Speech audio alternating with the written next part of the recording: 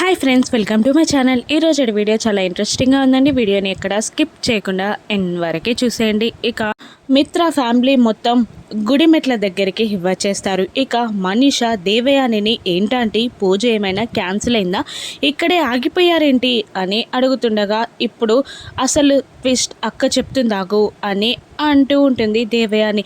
అందరూ ఈ మెట్ల మార్గం ద్వారా ఈ మెట్లని పైకి ఎక్కే వెళ్ళాలి అని అంటూ ఉంటుంది అరవింద. అప్పుడు లక్ష్మి ఆ మెట్లని గుడిని దైవ భక్తితో చూస్తూ ఉండగా ఇక మనీష మాత్రం ఇది పూజ అంటే లేదంటే పనిష్మెంటా, ఎవరైనా ఇన్ని మెట్లు ఎక్కి వెళ్ళాక పూజ చేయగలరా అని మనీష అడుగుతుండగా జయదేవ్ నందన్ ఇలా అంటుంటాడు. అయితే సరే అమ్మా మనీష, నువ్వు ఇంటికి వెళ్ళిపో, మేమందరం పూజ పూర్తి చేసుకొని వస్తాం అని అంటుండగా ఇక దేవయాని అయ్యయ్యో బావగారు అలా అంటున్నారేంటి, మనీష జోక్లో అందిలేండి, తనే పూజ చేస్తుంది అని అంటూ మనీష అన్న మాటలని కవర్ చేస్తూ ఉంటుంది దేవయాని. ఇక అరవింద జానుని ఇలా అంటుంటుంది, పూజ కోసమని సారే తీసుకురమ్మన్నాను కదమ్మా అని అంటుండగా అలాగే అత్తయ్య గారు తీసుకొస్తాను అని అంటూ మళ్ళీ కార్ దగ్గరికి వెళ్ళి ఒక పెద్ద ప్లేట్లో చీరె, పండ్లు,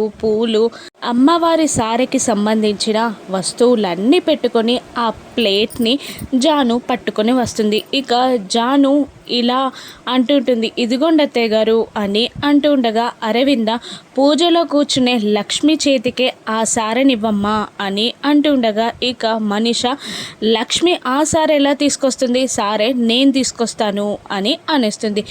పూజలో కూర్చునేది లక్ష్మి అయితే నువ్వు సారే ఎలా తీసుకొస్తావు అని అరవింద అడుగుతుండగా పూజలో మిత్రులతో పాటు కూర్చునేది నేను, లక్ష్మి కాదంటీ అని మనీష అంటూ ఉంటుంది. ఇక భార్య ఉండగా నువ్వు పూజలో కూర్చోవడం ఏంటి అని అరవింద అడుగుతుండగా ఇక మిత్రానే చెప్పాడు నన్ను పూజలో కూర్చోమని.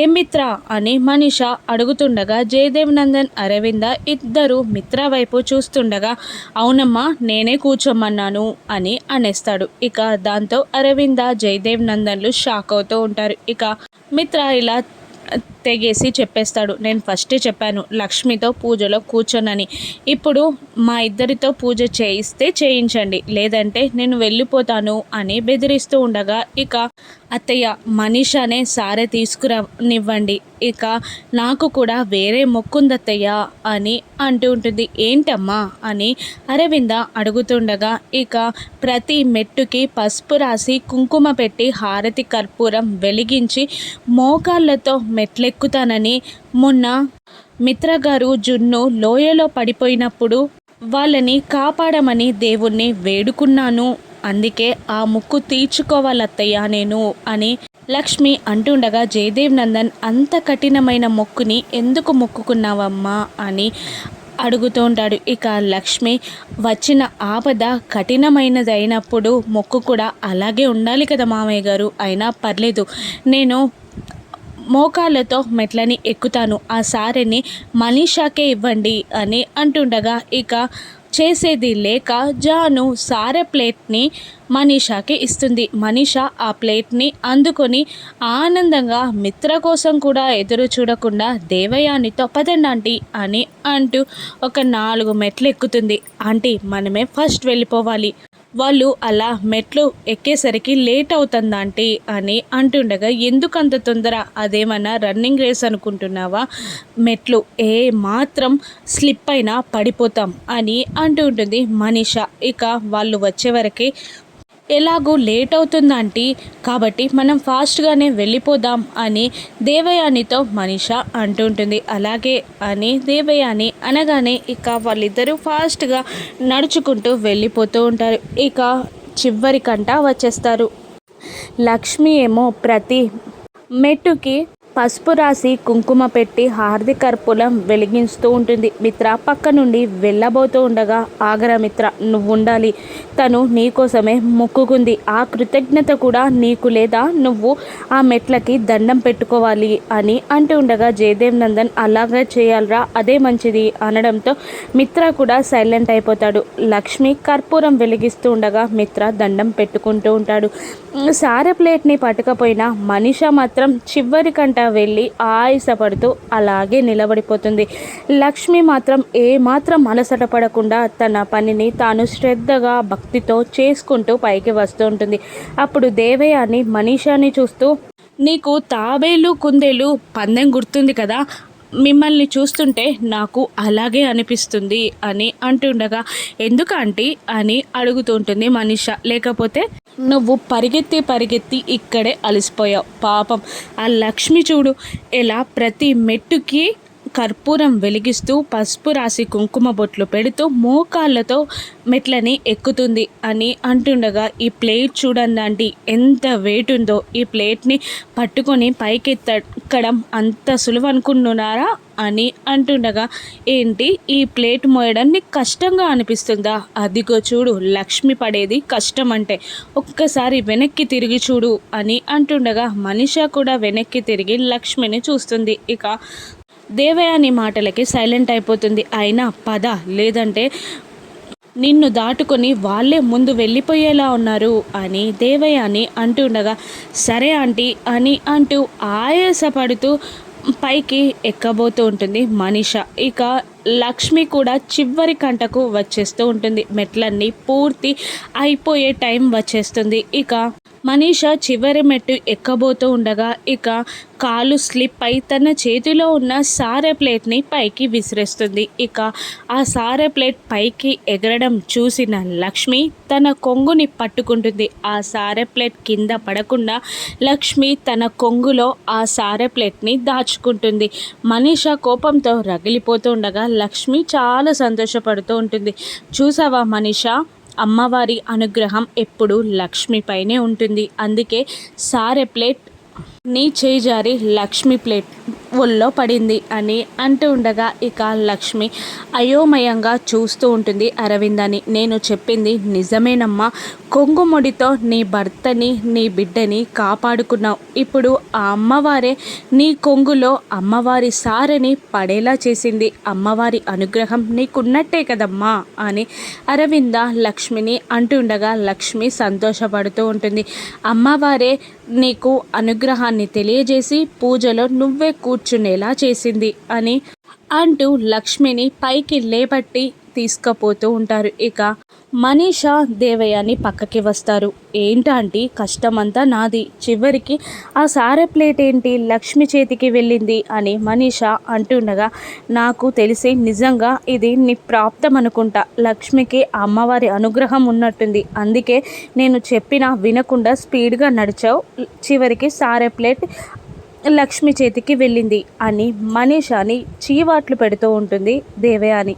అంతేకాదు అమ్మవారి ప్లేట్ లక్ష్మి చేతికి వెళ్ళింది కాబట్టి పూజలో కూడా లక్ష్మియే కూర్చోవాలని మెలక పెడతారేమో, నాకు భయంగా ఉంది అని దేవయాని అంటుండగా ఇక మనీషాకి అక్కడ ఒక పాము పుట్ట కనబడుతుంది. లేదంటే నాదొక ఐడియా, నాకు కూడా అమ్మవారి దయ్యుంది, నాగదేవత దయ్యుందని నిరూపించే ఒక ప్లాన్ ఉంది అని మనీష అంటుండగా, ఏంటది అని దేవయాని అడుగుతుంటుంది. అదిగో చూడండి, పాము పుట్టలోకి వెళ్తుంది, అక్కడ ఒక్క రంధ్రం మాత్రమే ఓపెన్లో ఉంది, పాము ఆ రంధ్రం నుండే బయటికి వస్తుంది కాబట్టి అక్కడే నేను పాలు పెడతాను, అప్పుడు నాగదేవత దయ నాపై ఉందని పూజలో నేనే కూర్చుంటానని చెప్తాను, అప్పుడు పూజ నాతో పాటే జరుగుతుంది అని అంటుండగా, సూపర్ ఐడియా, ఇంప్లిమెంట్ చేద్దాం పదా అని దేవయాని అంటూ అక్కడికి వస్తూ ఉంటారు. ఇక అమ్మ లక్ష్మి అక్కడ సారె ప్లేట్ని పెట్టి పూజలో కూర్చో అమ్మా అని దీక్షితులు గారు అనగానే,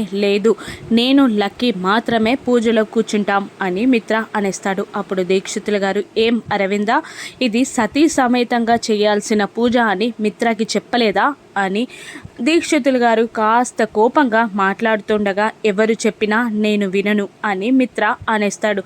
నాతో లక్ష్మితో పూజ చేపించడానికి వీల్లేదు, లక్కీ నేను మాత్రమే పూజలో కూర్చుంటాం అని మిత్ర తెగేసి చెప్పేస్తూ ఉంటాడు. అప్పుడు మళ్ళీ దీక్షితులు గారు, లేదు మిత్ర, ఇది సతీ సమేతంగా చేయాల్సిన పూజ అని అంటుండగా, అయితే నాతో పాటు నా పక్కన మనీష కూర్చుంటుంది అని మిత్ర అనేస్తాడు. ఏంటి మిత్ర అది? తాళి కట్టిన భార్య పక్కనుండగా ఆ అమ్మాయి నీ పక్కన ఎలా కూర్చుంటుంది?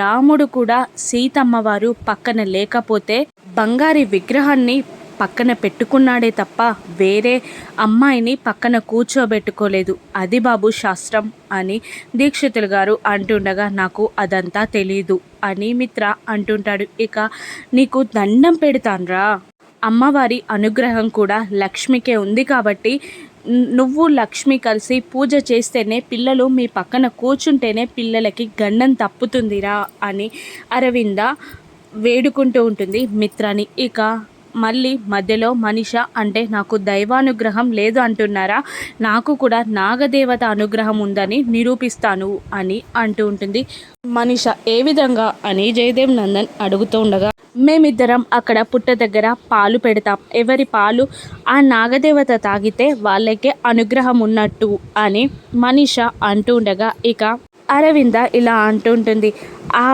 పోటీలో నెగ్గిన వాళ్ళు మిత్ర పక్కన కూర్చోడానికి మిత్ర ఒప్పుకుంటాడా అని అడుగుతుండగా ఖచ్చితంగా ఒప్పుకుంటాడా ఆంటీ అని మనిష అంటుంటుంది. మిత్ర మాత్రం సైలెంట్గానే ఉంటాడు. అప్పుడు ఖచ్చితంగా మిత్ర ఒప్పుకొని తీరాల్సిందే, పదమ్మ లక్ష్మి అని అంటూ అందరూ పుట్ట దగ్గరికి చేరతారు. ఇక లక్ష్మి పాలని పట్టుకొని నిలబడుతుంది. అమ్మవారికి గట్టిగా దండం పెట్టుకో అమ్మా అని అరవింద అంటూ ఉండగా ఇక దేవయాని నువ్వు కూడా దండం పెట్టుకున్నట్టు యాక్టింగ్ చేయి అని అంటూ ఉంటుంది మనిషాని. ఇక మనిష నేనే ఈ పోటీలో విన్ అవ్వాలి, మిత్ర నాకే సొంతం అవ్వాలి అని మనిష అనుకుంటూ ఉండగా పోటీలో ఎవరు గెలిచినా పర్లేదు తండ్రి, కానీ ఈ పూజ జరిగే పిల్లలకి గండం మాత్రం తప్పాలి అని లక్ష్మి వేడుకుంటూ ఉండగా నాగదేవత బయటికి వస్తుంది. ఇక దాన్ని చూసి లక్ష్మి పరవశించిపోతూ ఉంటే మనిష మాత్రం